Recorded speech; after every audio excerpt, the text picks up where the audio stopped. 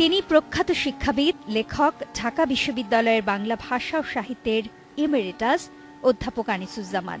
এর থেকেও বড় পরিচয় একজন মুক্তিযোদ্ধা তিনি। জন্ম পশ্চিমবঙ্গের ২৪ পরগনায় হলেও ৪৭-এর দেশভাগের সময় পাড়ি জমান এদেশে। মাত্র ২২ বছর বয়সে বিশ্ববিদ্যালয়ের শিক্ষক আনিসুজ্জামান সক্রিয় ছিলেন মুক্তিযুদ্ধোত্তর ও পরের প্রায় সকল শিক্ষা ও সাংস্কৃতিক আন্দোলনেই। গুণী এই ব্যক্তিকে নিয়ে তরুণ নির্মাতা ও লেখক শ্যামল চন্দ্রনাথ নির্মাণ করেছেন প্রামাণ্যচিত্র আলোকযাত্রা, যেখানে উঠে এসেছে তার জীবন ও কর্মের চিত্র।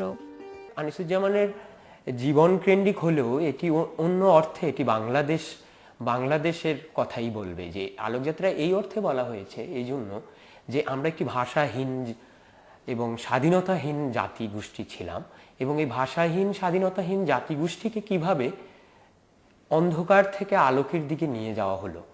মুসলিম মানুষ ও বাংলা সাহিত্য, মুসলিম বাংলার সাময়িক পত্র, স্বরূপের সন্ধানে, মুক্তিযুদ্ধ এবং তারপর, পুরনো বাংলা গদ্য, factory correspondents and other Bengali documents in the India office library and রেকর্ডসের মতো তার রচিত অসংখ্য বাংলা ও ইংরেজি বই আলোকিত করেছে বাংলা সাহিত্য, সংস্কৃতি ও ইতিহাসে।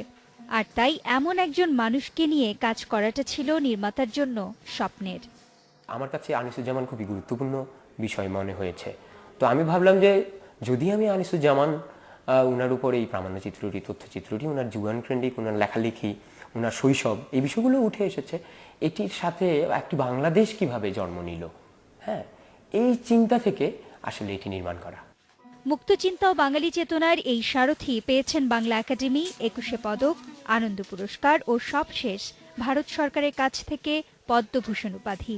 অধ্যাপক আনিসুজ্জামানের ৭৯তম জন্মজয়ন্তী উপলক্ষে শুক্রবার বেঙ্গল শিল্পালয়ে উদ্বোধনী প্রদর্শনী হবে ২১ মিনিটের প্রামাণ্যচিত্র আলোকযাত্রা। Tabina Shabnam, independent news, Dhaka.